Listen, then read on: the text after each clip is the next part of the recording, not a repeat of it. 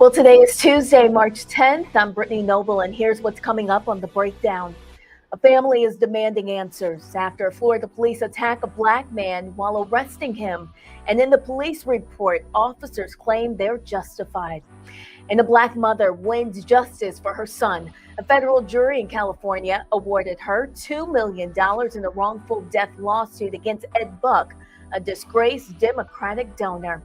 And we're diving deep into a discussion that's not often talked about in Black communities: preconception health. Dr. Toni Nettles Thompson joins us to discuss overcoming prenatal hurdles and how we can achieve optimum health overall. The breakdown starts right now.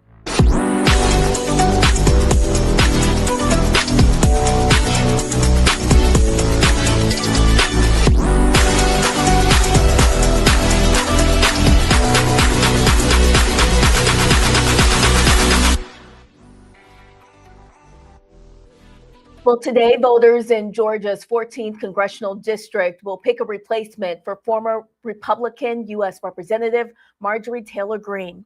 She resigned in January following a public rift with President Donald Trump. A crowded field of 22 candidates initially filed to run for the vacant U.S. House seat, and that number fell to 17 active contenders after a handful of withdrawals from the race. All candidates will compete on the same ballot, regardless of political affiliation. If no candidate receives a majority of votes, the top two vote getters will advance to an April 7th runoff. There are 12 Republicans and 3 Democrats competing in this special election. During a House meeting last night, Tennessee House Republican Representative Michelle Renaud made some off-putting comments following the proposal of a House education bill. She stated the Bible instructs those who own slaves on how to treat them. Her comments were followed with backlash and a quick rebuke from Democratic Representative Justin Pearson. Representative Renaud. Thank you for the question. As far as our founding fathers and those that owned slavery, it is important not to dilute history. We need to understand and know what that is so that we don't repeat those mistakes. But the Bible also says that we will be judged in the time of our culture. And at that time, it was a common practice. Not saying that's right or wrong. The Bible actually does instruct those who do own slaves on how to treat them and to treat them fairly and kindly. But our founding fathers definitely believe that all men were created equal, and it was those beliefs that moved us from the position of slavery to where we are today. So this particular legislation does not advocate to teach those things. I think we have many other pieces of civic education that likely does include that, but this intention for this legislation is for that to not necessarily be included. Representative Pearson. It is nearly unconscionable to believe that you just articulated the theological vision of enslavers in this Capitol in the year 2026 as though it was okay. Because here's your problem. The Bible, which was written in many different iterations, but is articulating a time of thousands of years ago, was used as justification for enslavement that happened thousands of years later, 400 years ago in our country.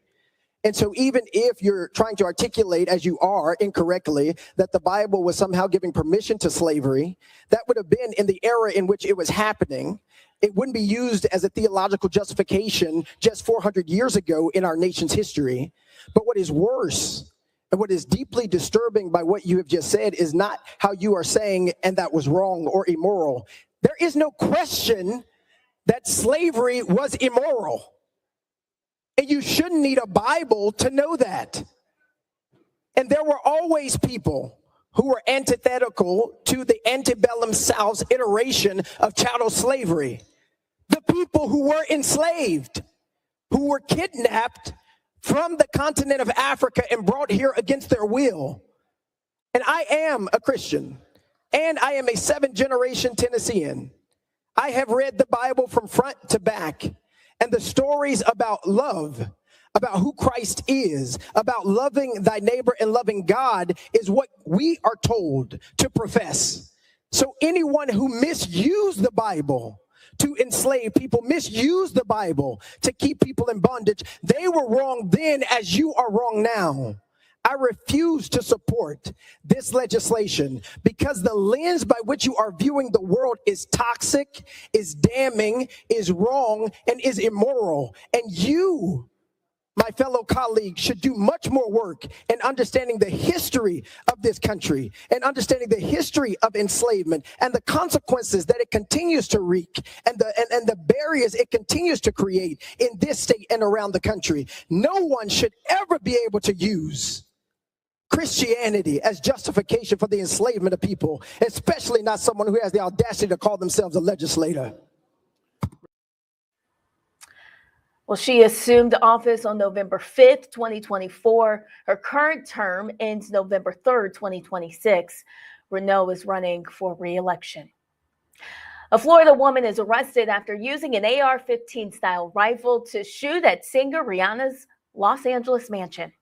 Police say 35-year-old Ivana Ortiz fired at least 10 shots from inside her vehicle into the $14 million Beverly Hills area home Sunday after 1:00 p.m. Rihanna, who was home at the time, shares the mansion with her partner, rapper A$AP Rocky, and their 3 kids. Investigators say a round penetrated a wall of the house. No injuries were reported. Ortiz, who is originally from Florida, was booked on suspicion of attempted murder.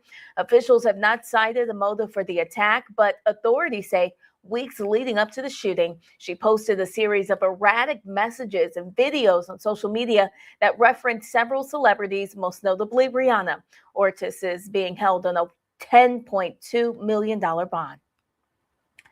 A federal jury in California has awarded $2 million to Letitia Nixon, the mother of Jamel Moore, in a wrongful death lawsuit against Ed Buck, a disgraced Democratic donor. The verdict was delivered in the United States District Court for the Central District of California after the jury deliberated for about 1 hour. The jury consisted of 5 men, 3 women, unanimously found Buck civilly liable for Moore's death and awarded Nixon damages for the loss of her son. Moore, a 26-year-old black gay man, died of a methamphetamine overdose in Buck's West Hollywood apartment in 2017 after Buck provided the drugs that led to his death. Moore's death was the first of 2 fatal overdoses associated with Buck's home. Buck was convicted in 2021 on 9 federal charges, including distribution of methamphetamine, resulting in death related to both Jamel Moore's death in 2017 and Timothy Dean's death in 2019. Dean, another black gay man, died under nearly identical circumstances in Buck's apartment in 2022. Buck was sentenced to 30 years in federal prison. Well, the family is calling for accountability after video captured Broward Sheriff's Office deputies punching a man during an arrest in Florida on Tuesday. The video, recorded by drivers near State Road 7 and Commercial Boulevard, shows 41-year-old Christopher Newkirk on the ground as 3 deputies hold him down. 2 of them appear to punch him in the face. His family says the images have been difficult to watch. A booking photo released after the arrest shows a large gash on Newkirk's face and injuries to his eyes. Deputies initially pulled him over for illegally tinted windows, and according to court documents, deputies searched him after learning he was on probation for armed trafficking of narcotics. They reported finding drugs under his waistband and said he began to struggle. He's charged with multiple counts of battery on an officer, resisting arrest, and possession of multiple drugs with intent to sell. Arizona Governor Katie Hobbs was vetoed a bill that would have created a specialty license plate honoring conservative influencer Charlie Kirk, who was shot and killed while speaking on a college campus in Utah last year. Under the proposal, drivers who choose the specialty plate would have paid an additional $25. Of that fee, $17 would have gone to the nonprofit arm of Turning Point USA. That's a controversial right-wing organization that Kirk founded back in 2012. Like other specialty plates in Arizona, the program was designed to raise money for affiliated causes through vehicle registration fees, but the governor ultimately rejected the measure, preventing the plate from moving forward. Live Nation has reached a settlement with the U.S. Department of Justice in its major antitrust case less than a week after the trial began. Under the deal, Ticketmaster must open parts of its platform to rival ticketing companies, allowing sellers like SeatGeek and Eventbrite to list tickets through Ticketmaster's technology. Live Nation will also pay about $200 million in damages to the states involved in the lawsuit. The case filed in May of 2024 by the Justice Department and 40 state attorneys generals accused the concert giant of maintaining an illegal monopoly over live events through its control of ticketing, venue, and artist promotion. The settlement also limits Ticketmaster's exclusive venue contracts to 4 years and allows venues to sell some tickets through competing platforms. Well, Byron Allen is buying a significant stake in the premium TV brand Starz. The mogul, whose Allen Media Group owns the Weather Channel, a production company, local TV stations, and streaming platforms, acquired a 10.7% stake in Starz. According to a filing with the Securities and Exchange Commission, Allen is paying $25 million for the stake. Starz is home to shows like P-Valley and 50 Cent's Power. The company was previously under Lionsgate. Last May, it split from Starz, allowing the premium cable network and streaming business to trade separately. Allen Media Group, which Allen founded in 1993, owns and or operates 27 ABC, NBC, CBS, and Fox network affiliate broadcast TV stations in about 21 different U.S. TV markets. Well, coming up after the break, here on The Breakdown, why experts say the conversation around reproductive health is starting too late. We're talking about preconception health, early detection, and equity with Dr. Toni Nettles Thompson, founder of Preconception. Stay with us. You are watching The Breakdown. And remember, for more news headlines and in-depth coverage 24 hours a day, you can visit Black Star Network. We are your source for stories that matter to our community. We'll be right back. You're watching The Breakdown.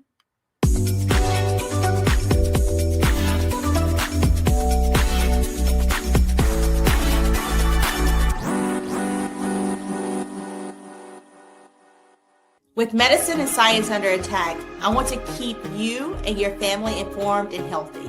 I'm Dr. Ebony Hilton, and I knew at the age of 8 that I wanted to be a doctor.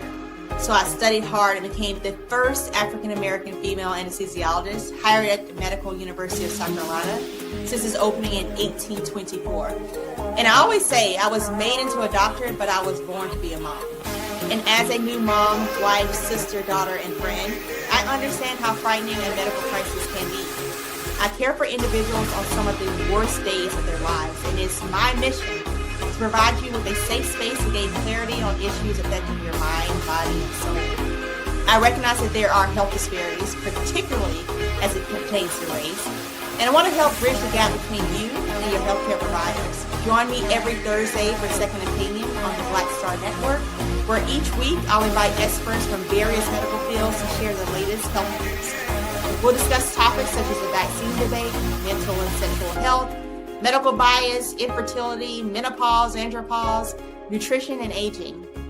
Together with my medical colleagues, we aim to provide you with a second opinion. Don't miss it, Thursdays only on the Black Star Network.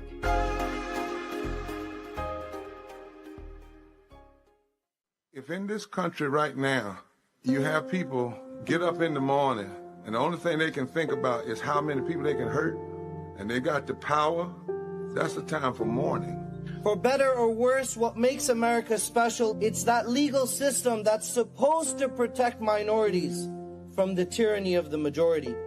We are at a point of a moral emergency. We must raise a voice of outrage. We must raise a voice of compassion. And we must raise a voice of unity. We are not in a crisis of party versus party. We are in a crisis of civilization, a human rights crisis, and a crisis of democracy itself. And guess what? You've been chosen to make sure that those that would destroy, those that would hate, don't have the final say, and they don't ultimately win. I'm Risa Colbert, and you're watching the Black Star Network.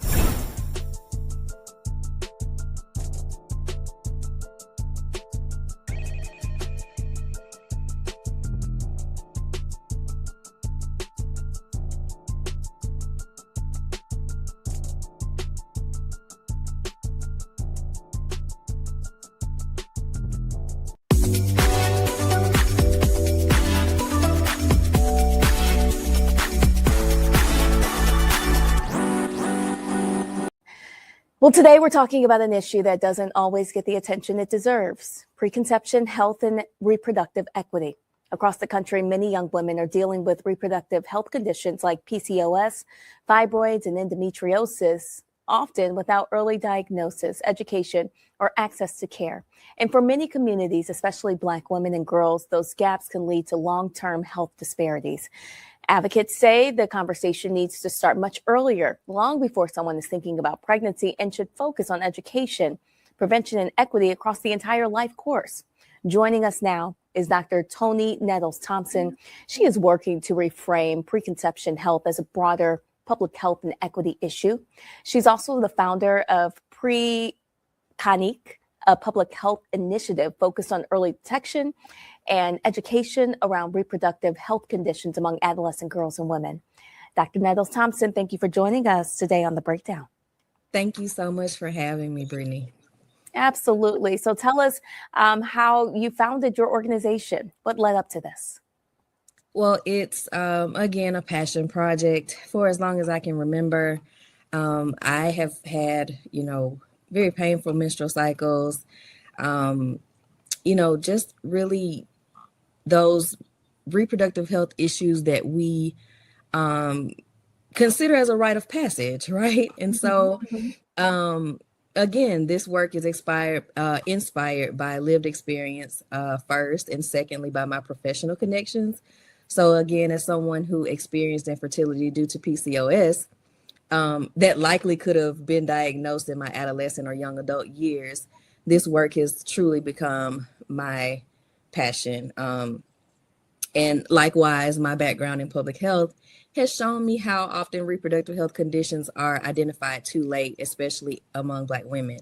And so Preconic really exists to move those conversations upstream before any harm can compound. And many people may hear preconception health and assume that it only applies to women planning to have children. You're saying no.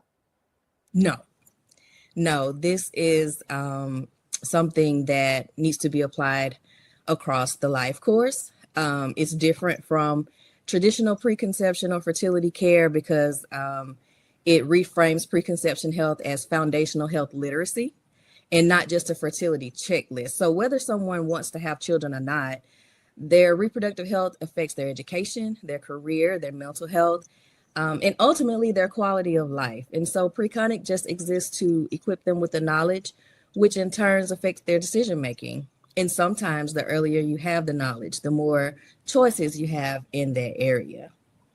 Tell us a little bit more about your organization and what you offer. So right now we are working on, again, having those conversations. So on the community side, we're working on community health forums that help individuals and their families learn about preconception health.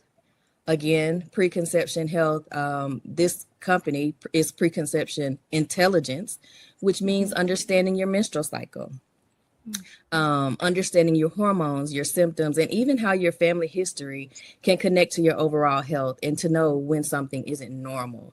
And so we are equipping those individuals and families to have those conversations, but we're also working on tools that will equip providers to start having those conversations early and not just when a patient, whether it be adolescent or young adult, is presenting with symptoms of something far greater. What do you say to many young women who may be presenting some of these conditions?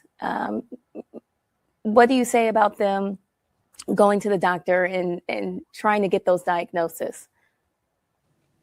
So the ultimate goal is to decenter pregnancy altogether, right? Because we do think that maybe having this conversation might pressure young girls to think about pregnancy, but it does just the opposite.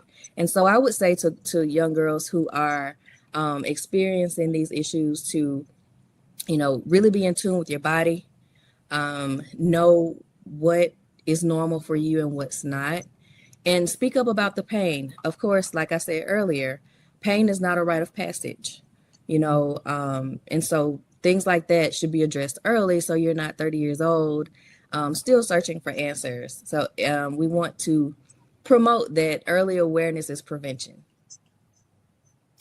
And so what does that look like in the schools, reaching those adolescent girls and young women?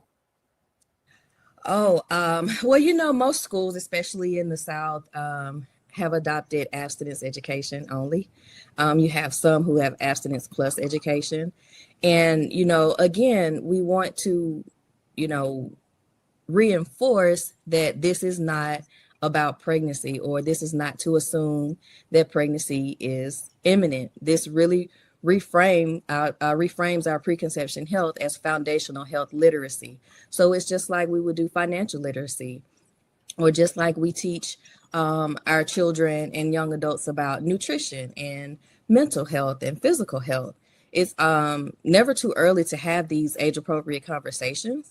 And we should really be trying to reframe reproductive health, even if it's abstinence or abstinence plus, in the way that we frame nutrition, mental health, and physical activity. It's focused on understanding the body, not sexuality or pregnancy. And we know that Black women face some of the worst reproductive and maternal health outcomes in the country. How does early education change that trajectory? We're seeing a slow change. I've spent most of my public health career focusing on maternal and child health and chronic disease prevention. And so as a practitioner in this area, the research has consistently shown that Black women and other marginalized groups experience longer delays in diagnosis, higher symptom and disease burdens, and less access to culturally responsible care. And so, Preconic exists to address those gaps by normalizing early conversations. And so we're finding that if we have those conversations early, we empower individuals for self-advocacy, and we meet young people and adolescents where they are. We're seeing that this can, really change the trajectory of what happens later in life. And again, give people autonomy over their health, whether it's they want to have a baby or not. Yeah. What should parents and educators, really communities, be paying attention to when it comes to warning signs or maybe symptoms that young girls could be experiencing? Yeah. So in young people, it may look like, you imagine a 15-year-old that has debilitating periods, and she's told that's just part of being a woman. Periods should not be debilitatingly painful, right? That's a warning sign. She may also be experiencing visible skin thickening and darkening that can signal insulin resistance or hormonal imbalance. That's it's not a hygienic issue, as we sometimes dismiss in this community. That's something that should really be looked at, whether it's for PCOS or diabetes or anything in that arena. The growth of male pattern hair on her face, chest, abdomen, or back. Instead of giving a prescription for hormonal birth control and being told to not really worry about it until she's ready to have a baby in the distant future, we need to look at that more closely and see if that is an underlying condition that may lead to a reproductive health condition down the line. Well, if viewers want to learn more about Preconic or support the work that you're doing, how can they get involved? Absolutely. So you can reach me at my website, drtnt.com, which is live. Also, I am on all social media as at DRPHTEA2, number 2.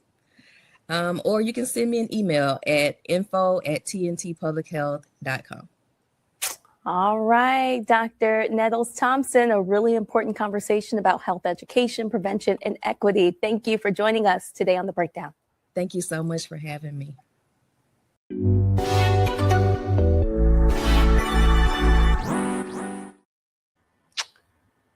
Well, coming up next on The Breakdown, lynchings have not ended. They have only evolved. In case you missed it on Roland Martin Unfiltered, Roland talked with the founder of a Mississippi civil rights group that documented dozens of killings. The two discuss chilling details about the lynching report. That story coming up next on The Breakdown. Stay with us.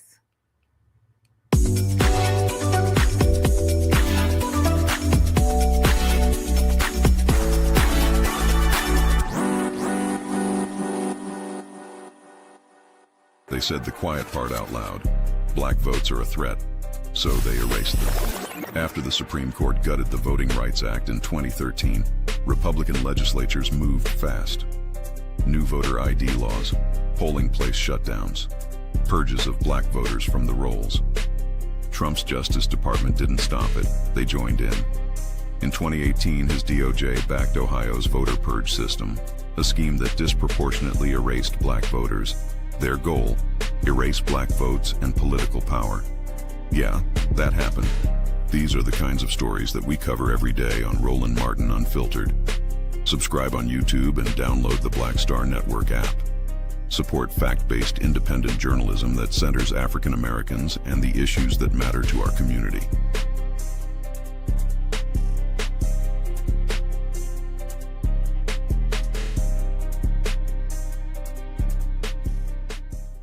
If in this country right now, you have people get up in the morning and the only thing they can think about is how many people they can hurt, and they got the power, that's the time for mourning. For better or worse, what makes America special, it's that legal system that's supposed to protect minorities from the tyranny of the majority. We are at a point of a moral emergency. We must raise a voice of outrage. We must raise a voice of compassion. And we must raise a voice of unity. We are not in a crisis of party versus party. We are in a crisis of civilization, a human rights crisis, and a crisis of democracy itself. And guess what? You've been chosen to make sure that those that would destroy, those that would hate, don't have the final say, and they don't ultimately win.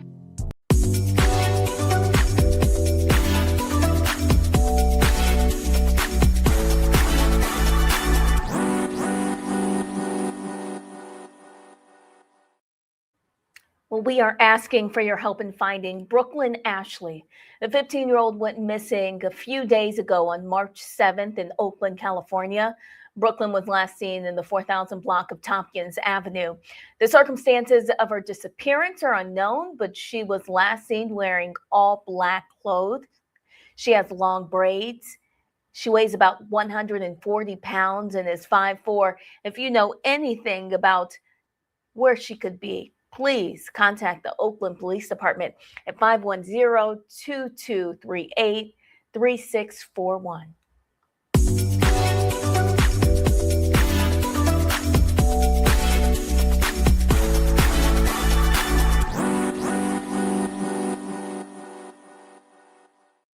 In case you missed it on Roland Martin Unfiltered last night, Roland talked about modern-day lynchings in the South. A Mississippi civil rights group documented 70 killings from 2000 to 2025. Here's more of that conversation. Stories say the last lynching took place in 1981. However, a new report from Mississippi civil rights group says that 70 took place between 2000 and 2025. The group is called Julian. It's titled The Crimson Record, identifies cases across 7 states, Georgia, Texas, Louisiana, Florida, Tennessee, Alabama, and Mississippi. It documents 70 instances of modern-day lynchings in these southern states in the last 25 years. The findings indicate the actual number could exceed 100 when suspicious deaths are taken into account. Joining us right now is Jill Collin Jefferson. She's the founder of Julia. She joins us right now. I'm glad to have you here. So first and foremost, well, folks, explain your definition of a lynching, because the average person is thinking somebody hanging from a tree. So walk us through that. Okay. So our definition of a modern day lynching is a discriminatory killing committed in the late 20th or early 21st centuries by more than one person, carried out for an alleged offense with or without a legal trial or due process. And our definition expands the definition to include deaths of trans people, deaths of indigenous women, deaths of brown people, and physically impaired people as well, not just Black people. Okay. And how did you go about documenting this? So this was a long process. You know, the bulk of the work took 18 months, but this was really a 2-year process where we were talking to families. We were scouring newspapers and all the public records. We looked in every single newspaper in every single county in every single state that we studied. We looked on social media. We documented from conversations with forensic pathologists, from conversations with former FBI agents, from conversations with forensic psychologists. And so we did all of this work to document these cases and then analyze each of the cases and figure out if it fit in one of 3 categories, whether it was a modern day lynching, whether it was another type of hate crime, or whether it was a suspicious death. Gotcha. And were you using official autopsies, or again, Yes. how was it decided? In a lot of instances, we did use official autopsy reports and police records. But what I will say is that we did not always come out with the same conclusions that those records came out with. So, for example, in the Raynard Johnson case, which was the first modern day lynching recorded in Mississippi, that happened in the year 2000, and the FBI found that that was a suicide. We found the complete opposite after investigating that case and talking with the same medical examiner who had done the FBI's medical examination. And what he told us was that the facts that we gave him were not given to him at the time. And he said if he'd known those facts, he would not have been able to rule it a suicide, that he would not have been able to tell if it was a lynching or a suicide. And so we uncovered different things in cases that the police have not uncovered as well. Gotcha. And what do you hope folks take away from this? I hope people take away the urgency of this moment, that this is a time where these cases are rising due to the radicalization online, due to the racialized rhetoric, due to the anti-trans rhetoric and anti-immigrant rhetoric that's going on. The number of modern day lynchings has not decreased, it's increased in recent years, and we expect it to continue to increase. And so people need to know that these cases are still happening so that they can watch their backs and understand what's really going on in America.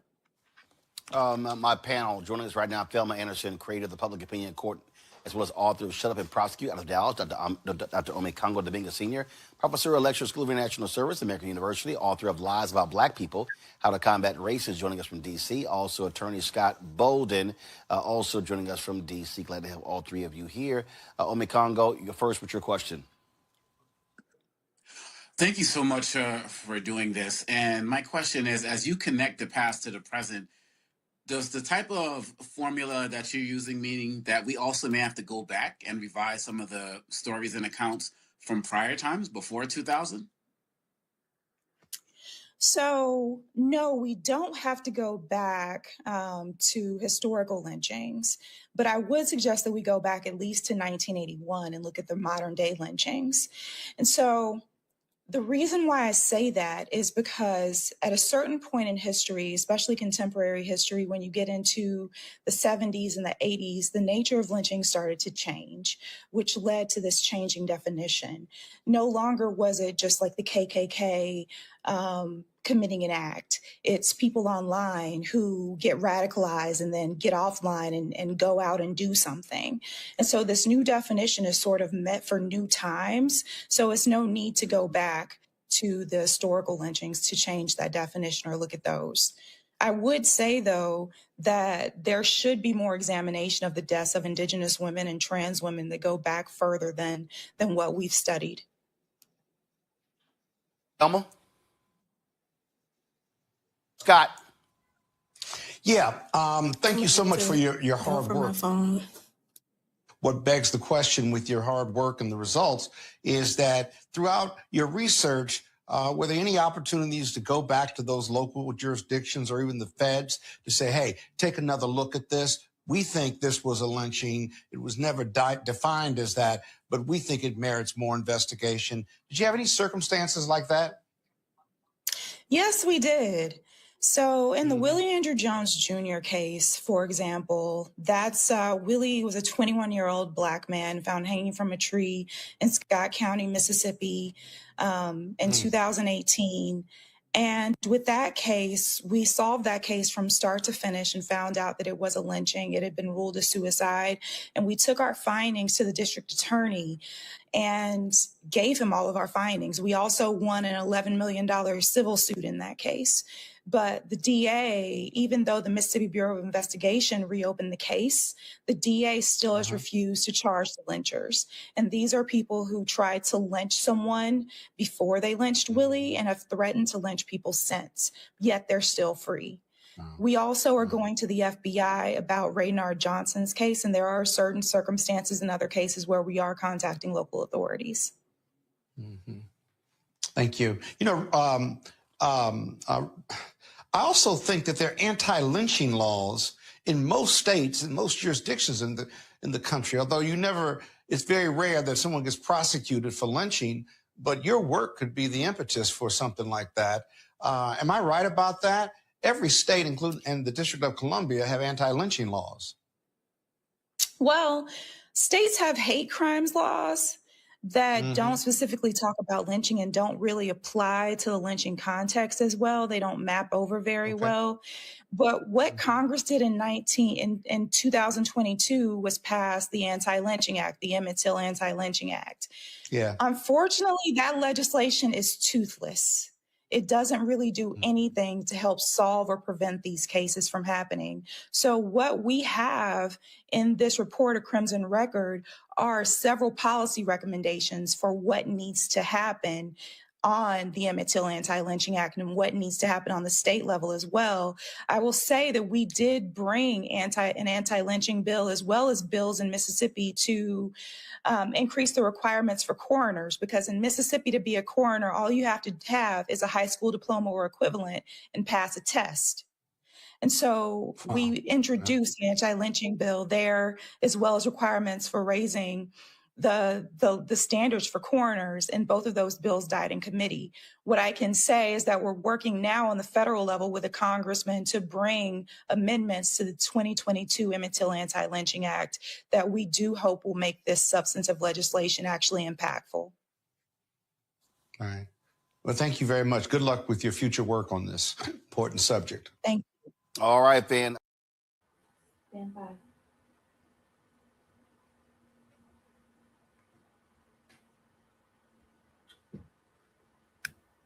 Well, ahead, we'll hear a transformative travel experience that combines cultural engagement, personal growth, and professional development, often focusing on the African diaspora and the community impact. Stay with us. You are watching The Breakdown on the Black Star Network. Your support here is critical to the work that we do. You can support us via Cash App using the Stripe code. That is going to be in the bottom left-hand corner of your screen there. You can help us out with credit cards. Use the same thing. PayPal's R Martin Unfiltered.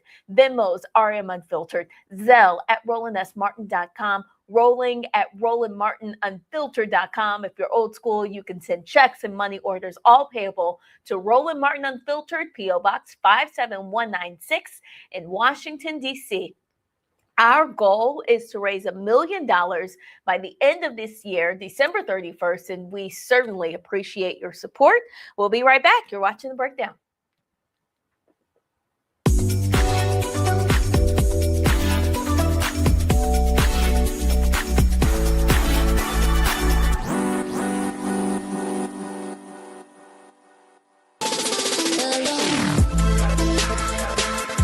Hey y'all, welcome to The Other Side of Change, only on the Black Star Network and hosted by myself, Rhea Baker, and my good sis, Jamira Burley. We are just two millennial women tackling everything at the intersection of politics, gender, and pop culture. And we don't just settle for commentary. This is about solution-driven dialogue to get us to the world as it could be and not just as it is. Watch us on the Black Star Network, so tune in to The Other Side of Change.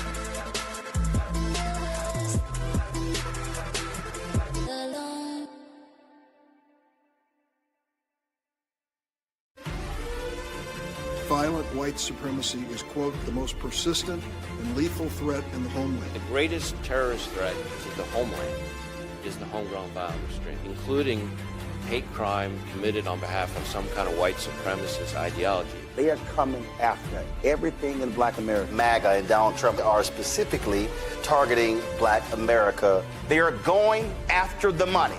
Attack Black Lives Matter. Attack critical race theory. Attack woke, DEI. MAGA wants to defund Black America. This is a perfect example of their desire to completely degrade and de-emphasize Black people.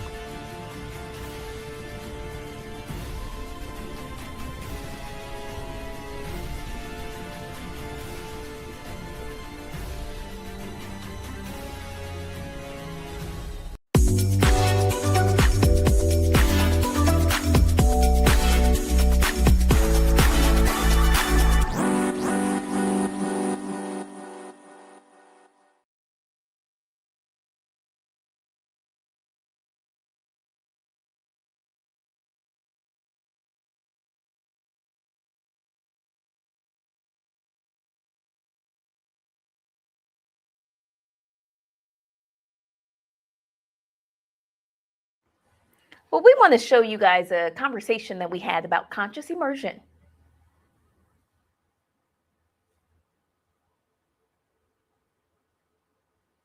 Connection, cultural understanding, and real opportunity beyond what we've been taught to expect. And for many, that journey is leading them straight to Ghana. Conscious immersion is a unique experience designed to connect people not just to the history of Ghana, but to its present and future through cultural immersion, education, community engagement, and pathways to collaboration and investment. Joining me now is Dr. Isaac Adai, founder and CEO of Conscious Immersion. Thank you so much for joining us. Welcome to the breakdown. Thank you for having me. Excited to be with you today to talk about this trend to Ghana. Tell us a little bit more about it. Sure. So everybody is really thinking about how to reconnect with the continent. We're seeing a global shift with demographics and energy, and Ghana for years has been known as the gateway to Africa. And since 2019's year of the return, it's been a hot spot, specifically for those in the African diaspora.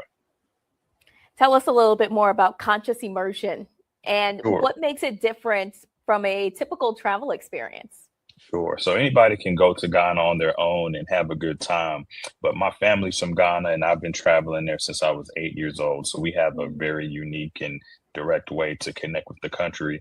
I designed Conscious Immersion to give people more than just a tourism experience, but a deeper dive into what it looks like to live in Ghana, invest in Ghana, and do business in Ghana. So we've had a range of individuals and institutions join our immersions because they're able to get a blend of cultural as well as some more specifics about what it takes to engage with the country in a more formal way. And tell us more, like what inspired you to create this program and why was it important for you to build something so intentional? Sure. Well, I have to give credit to my parents. They are tribal leaders in Ghana and professors in the US, and they've always taught my siblings and I about our ancestry and how even though we were born in America, we're Ghanaians. And so we've been going since we were children, started taking our friends with us after college. We're all HBCU grads. But in 2022, my sister Angela organized our first big group around her wedding. And we did a few of those trips and decided, let's give folks a deeper dive because we started seeing more people move into Ghana, having questions about doing business. And we were getting a lot of outreach since we were doing trips on all of these other specifics. So Conscious Immersion was born out of that energy, essentially. And tell us a little bit more about what Ghana represents for Black Americans right now. Yeah, Ghana is a beautiful country and it represents heritage. It represents a connection to ancestry and it's home. Essentially, if you think about the slave trade, most of the Black American community today hails from some part of West Africa and highly likely Ghana. And even if it's not Ghana, it's still the continent, it's still the motherland. And for many people, specifically in the Black community, it's a great country to have your first experience with the continent. It's a very welcoming country. It's an English-speaking country. It's very safe and stable economy politically. So folks can go, they can engage. And now we're seeing a whole host of people connect there. I mean, we're seeing a Pan-Hellenic organization start chapters. I'm a charter member of the Alpha Phi Alpha chapter. The AKAs just started a chapter. MPHC just launched a chapter. So the wave is really, really picking up a lot of steam. When someone signs up for a conscious immersion experience, tell us exactly what they can expect. Yes. When you join a conscious immersion experience, you're going to have a very tailored and curated experience to Ghana. And one thing that we do that's unique, we take people to the Volta region, which is where our family is from, which is probably the most, I would say, Ghana's best kept secret. Not everybody gets to travel there, but when you do, you'll see some of the highest waterfalls in the country, some of the highest mountain ranges in the country, and just a lot of growth and opportunity. So conscious immersion gives people exposure to the Volta region. We get people connected with government leaders, with business leaders, with academic leaders. So it's a really deep immersive experience that awakens your consciousness, hence the name conscious immersion. For people who feel called to go but still feel a bit nervous or kind of unsure, what do you want them to understand? Yeah, Ghana seems very far away and it seems like a land that is distant. But what I tell people, it's closer than you think. We've got direct flights from the US, one. Two, it's a very welcoming place and you can actually go there and navigate on your own. It's not as hard to get to Ghana as you think. Most of the people that I've taken to Ghana, once they go and come back, they say, I wish I had gone a long time ago. And they're also thankful that they had the experience because it helps dispel some of these myths that we have about the continent. What opportunities do you see right now in Ghana for Black professionals and entrepreneurs, even families who want to build real relationships and even long-term investments? Yeah, great question. So we're supporting all of that, right? So we've got folks who've joined us who are now doing business in Ghana. We're helping them establish a business presence there. We have people in our group who want to relocate with their families, and so they're getting engaged in real estate. The group that we took in January, we took them on a real estate tour so that they could see what some of those investment opportunities look like. We've got universities looking to establish a presence there. The thing that I tell people about Ghana, specifically under President Mahama's new agenda for the country, is that it's open for business. And Ghana has figured out that the diaspora is the key to growth and progression as a nation. So they're welcoming the country. They have a diaspora citizenship pathway. If you're an entrepreneur thinking about investing, real estate obviously is a hot opportunity there, but fintech is growing. There are opportunities to revolutionize the healthcare landscape.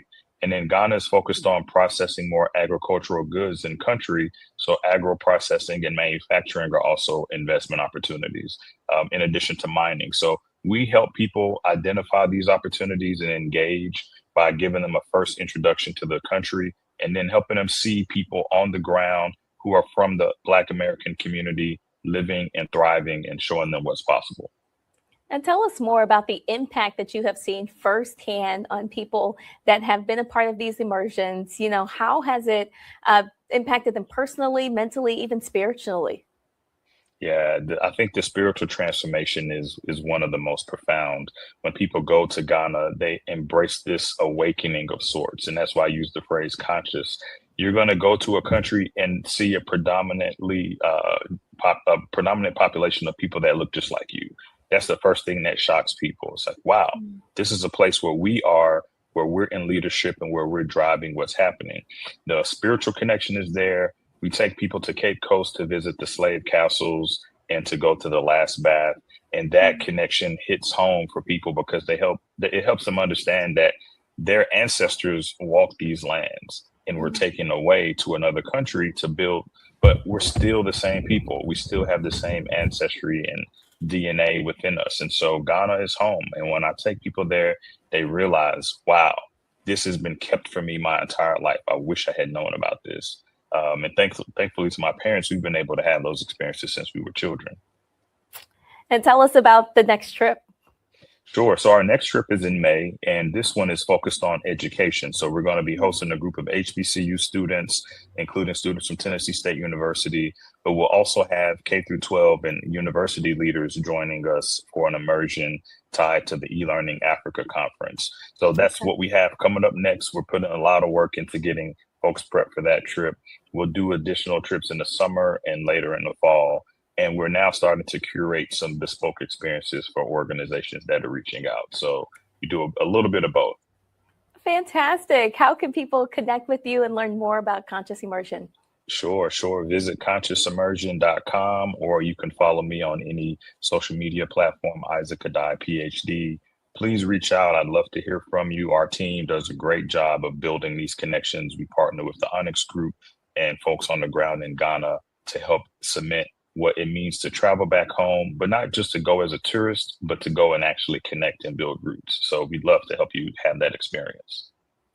Dr. Isaac Adai, founder and CEO of Conscious Immersion, thank you so much for joining us on The Breakdown. Brittany, thank you for having me. Absolutely.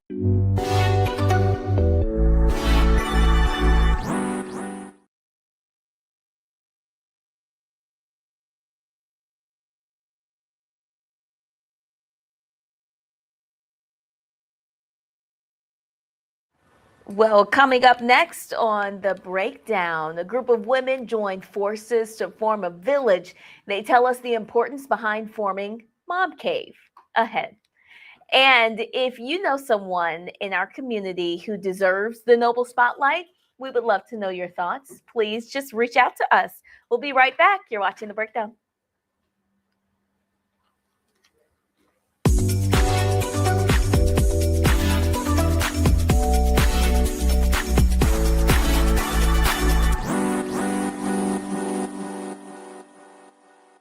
With medicine and science under attack, I want to keep you and your family informed and healthy. I'm Dr. Ebony Hilton, and I knew at the age of 8 that I wanted to be a doctor. So I studied hard and became the first African-American female anesthesiologist hired at the Medical University of South Carolina since its opening in 1824. And I always say I was made into a doctor, but I was born to be a mom. And as a new mom, wife, sister, daughter, and friend, I understand how frightening a medical crisis can be. I care for individuals on some of the worst days of their lives, and it's my mission to provide you with a safe space to gain clarity on issues affecting your mind, body, and soul. I recognize that there are health disparities, particularly as it pertains to race, and I want to help bridge the gap between you and your healthcare providers. Join me every Thursday for Second Opinion on the Black Star Network, where each week I'll invite experts from various medical fields to share the latest health news. We'll discuss topics such as the vaccine debate, mental and sexual health, medical bias, infertility, menopause, andropause, nutrition, and aging. Together with my medical colleagues, we aim to provide you with a second opinion. Don't miss it, Thursdays only on the Black Star Network.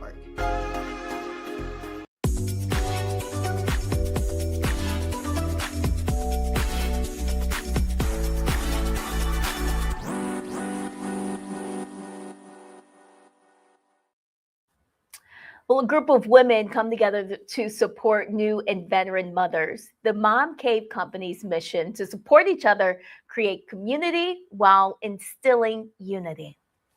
A village for families in need is what the Mom Cave is all about.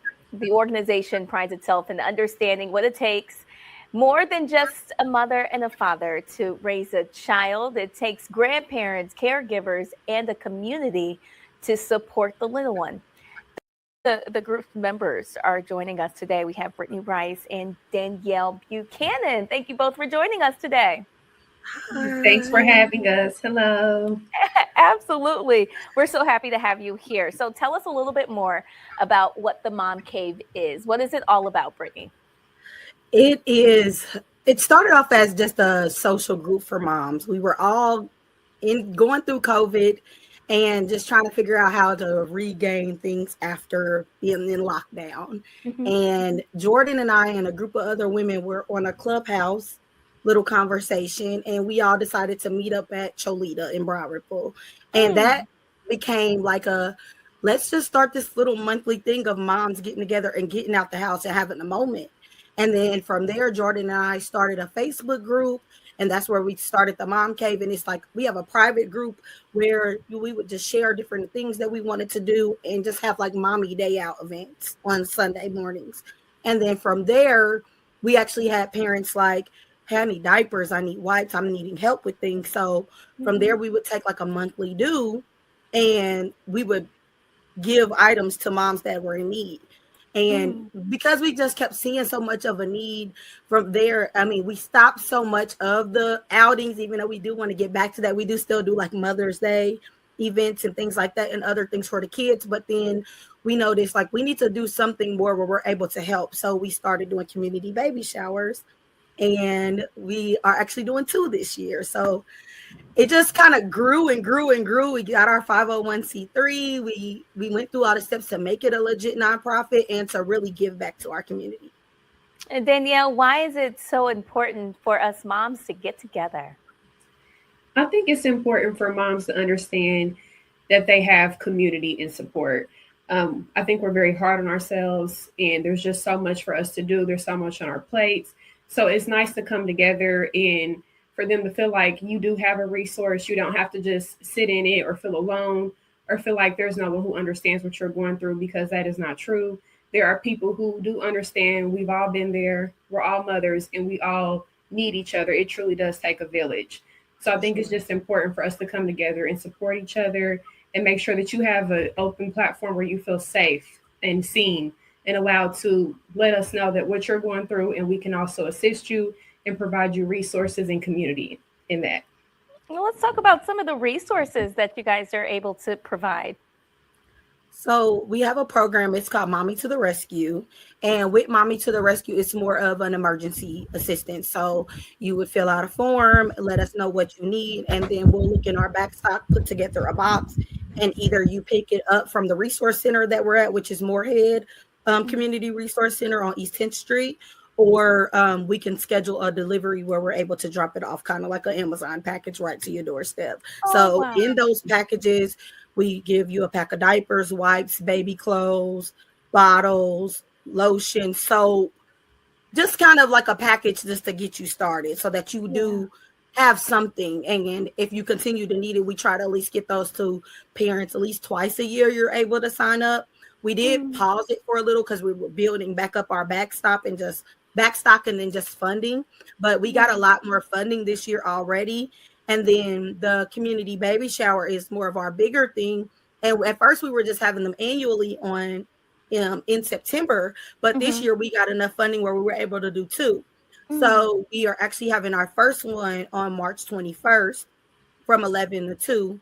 Now, registration is closed. We have like over 100 parents already registered. But we are accepting walk-ins on the day of at 1:00. So you're able to still come. And if we still got items, we will still be pushing out items to parents that are in need.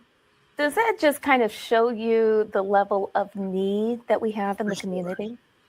For sure. And I think we just see that we need each other very, very bad. Like we need each other, and we need to all come together in some kind of way to make things happen. Like people need diapers every day. And we actually just partnered with the Indiana Diaper Bank, and we went to a partners brunch with them, and we noticed like how many people were having issues with even just getting the basics like diapers and wipes.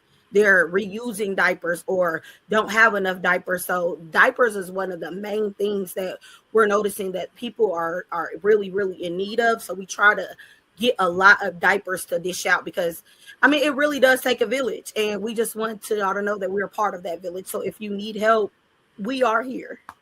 So what about the people that want to help you guys out? How can they help? Yes, please. Email us. You can email us or reach out at themomcave.org, in which we have links on our page. And we also there's a lot of flyers going around that have notifications on how to do so. We need all the support we can get because as much as we're trying to do, it takes a village with us as well. There's so many people in need. And like Brittany said, just to see so many people feeling like they don't have the basics, which is unfortunate, but we've all been there. We know what it feels like. So do not sit alone in that and just make sure that you're reaching out.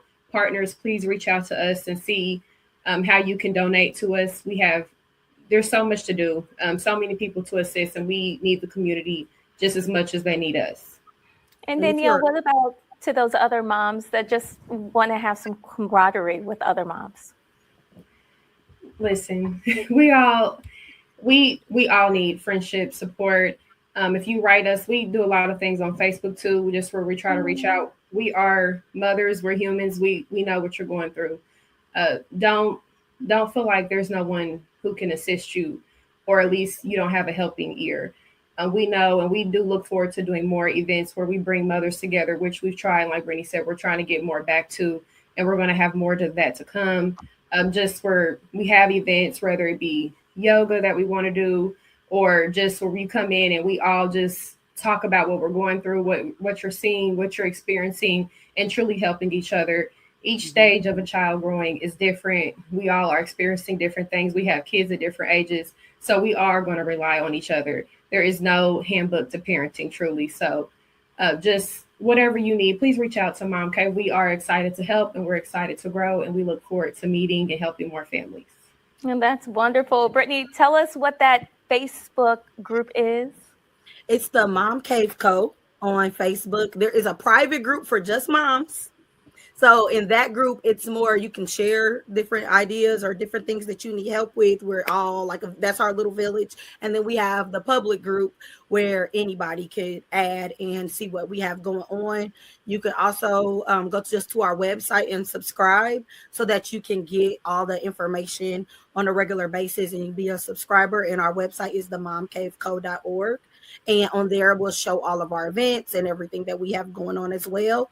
And then if you're interested in being like a partner or donating to our baby showers, because the first one is March 21st, but our next one is September 19th. So if you can't help with this one, maybe you can help with the next one, or even just the diaper drives that we'll be doing. So we're always looking to get sponsors and people that, see our mission and want to help us. You can always email us too at info@momcaveco.org. All right. And assist. All right. momcaveco.org. We want to thank you both for joining us, Brittany Rice and Danielle Buchanan from momcave.co. All right, you guys. Thank you so much.